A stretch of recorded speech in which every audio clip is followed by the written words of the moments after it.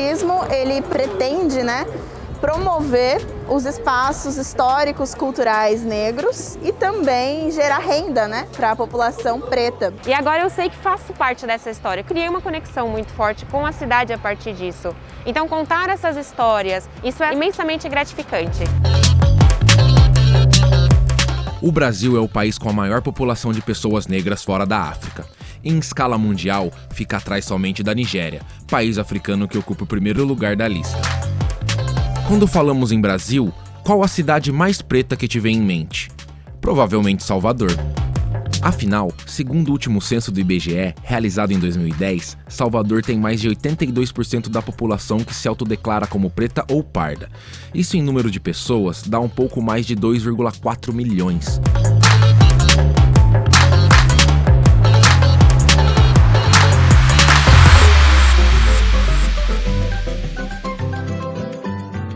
Apesar do percentual ser maior, São Paulo é a cidade com mais pessoas negras no Brasil. Isso mesmo que você ouviu, são mais de 4 milhões de pessoas que se consideram pretas ou pardas, o que representa mais de 37% da população, seguida pela cidade do Rio de Janeiro, com cerca de 3 milhões de pessoas, que totalizam mais de 51% da população. Isso significa que, em número de pessoas, São Paulo e Rio de Janeiro são as cidades com mais negros do Brasil. Percentualmente, Salvador é a nossa maior representante. Pensando nesses dados aí, deveria ser natural que a presença da história e a cultura negra estivessem sendo contadas nas ruas e nos monumentos das principais cidades do nosso país. Mas me responde você, quando anda aí nas ruas da sua cidade, como vê essa história sendo contada? Pensar muito também nos caminhos abertos por indígenas, usado por pessoas ex-escravizadas como rota de fuga e também pelos tropeiros, né? Então esse lugar de caminho também era esse local de venda de escravizados, né? Que aí ficavam em quarentena aqui para depois poder ir para os seus senhores. As fontes de conhecimento, elas não são apenas as oficiais, elas estão em todos os lugares. E para a gente ter uma sociedade que desenvolva um raciocínio crítico, é importante fazer uma análise daquilo, independente de uma conclusão já feita por algum livro oficial. E isso é importantíssimo para a gente resgatar essas histórias, poder contar as nossas histórias dando protagonismo devido à população negra. Débora falou pra gente, né, a questão de que para abolir a escravidão no Brasil, os responsáveis foram negros. Um deles, Luiz Gama, 1830, nascido em Salvador, século XIX. Mesmo com coeficientes populacionais tão altos e sendo uma das principais bases da cultura brasileira, presente em grande parte dos pontos turísticos, como igrejas, museus, e somando o fato de que toda a construção histórica tenha sido feita literalmente por mãos negras, a cultura afro-brasileira e a representação de pessoas negras importantes é apagada e quase sempre nos passa desapercebida quando falamos da exploração de turismo nessas cidades. E a gente teve um surto de varíola muito grande na época, e as pessoas que pegavam varíolas eram conhecidas como as bexiguentas. E aí por isso o nome Bexiga. Então, o bairro lá dos bexiguentos, o Bexiga, né? E na mesma época eles fundam outro bairro totalmente moderno, higienizado, limpo. É o bairro do Higienópolis. Conhecer de onde viemos para saber para onde estamos indo. Esse mantra é essencial quando falamos de resistência do povo negro. Seria como um dos pilares mais importantes do que conhecemos hoje como afroturismo. Conceito de turismo nacional que valoriza o patrimônio material e imaterial da população negra brasileira. Quando a gente fala de afroturismo, a gente movimenta toda uma cadeia de profissionais negros e, além disso, promove que pessoas pretas viajem mais, curtam mais a vida. Em contrapartida, nós temos os empreendimentos sendo valorizados. A gente precisa valorizar essa noção de pertencimento, de conhecimento, para aí então a gente conseguir fazer passeios, porque existe muita gente tentando. O nome favela vem de uma planta, né? Que quando eles estavam lá no arraial tinha essa, tipo uma fava, era muito comum lá, eles, ali é o Morro da Favela, que nem lá em Canudos, é o Morro da Favela, e aqui estamos esperando a providência. Tão presente quanto a história negra das cidades brasileiras está também o racismo estrutural, responsável por conceitos como o de embranquecimento do passado histórico, onde os pontos de história racial são ressignificados e apresentados com roupagens mais bem aceitas pela população branca, a qual possui o capital, portanto, o poder de reestruturar esses lugares. Mas esse não é o único problema. Primeiro, vem a questão da formação dos próprios guias e agências, né? Que acaba sendo voltada para produtos já existentes, e tem a questão da concorrência também. Racismo estrutural apaga muito, né? Isso é selecionado. Qual história a gente vai contar?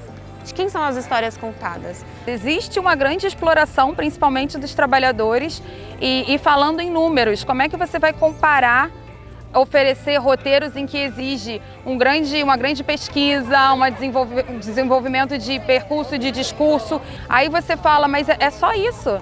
Você não entregou nada, as pessoas elas esperam algo material, sabe? Então eu costumo dizer que a gente tem essa cultura da materialidade, a gente faz tour gratuito, daquele que você paga o que quiser no final. Se você está viajando da forma mais barata do mundo, alguém está saindo prejudicado. Então, enquanto a gente tiver esse pensamento, a gente não vai conseguir desenvolver tantos roteiros, né, que compitam com o que está sendo massificado aí, né? Muito diferente de causas ou bandeiras, o afroturismo luta pela sobrevivência e pela igualdade de direitos de um povo.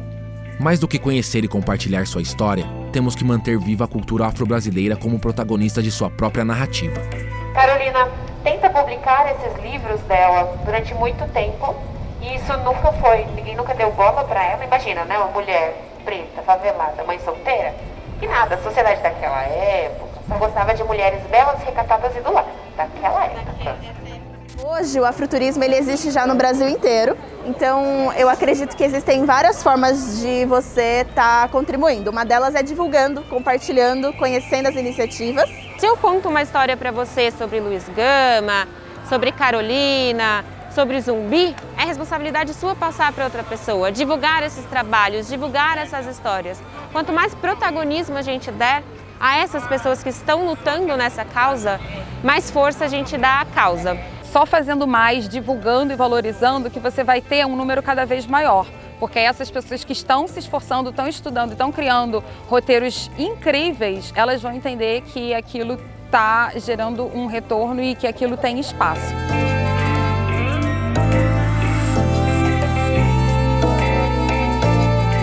Nesse momento que a gente está vivendo, principalmente pelo contexto dos últimos acontecimentos sociais que houveram, a empresa que não se posicionar, ela está deixando de fazer o papel social que ela tem, que é impactar de certa forma a vida das pessoas e tenha um impacto positivo relacionado à questão racial. Eu acho que são duas linhas, né? A primeira é apoiar criando diversidade dentro das próprias empresas e criando consciência. E o outro é criar produtos, né, que tenham esse tipo de experiência de conhecer os pontos turísticos, né, que não são tão conhecidos e nem são tão claros ali para todos, e engajar os seus clientes a conhecerem mais, né? Todos esses anos que tiveram de história de Brasil e principalmente pensando em São Paulo, houve um constante apagamento histórico, né, do que tem contexto da história negra, e foi recontada, né, num ponto de vista europeu e de pessoas brancas,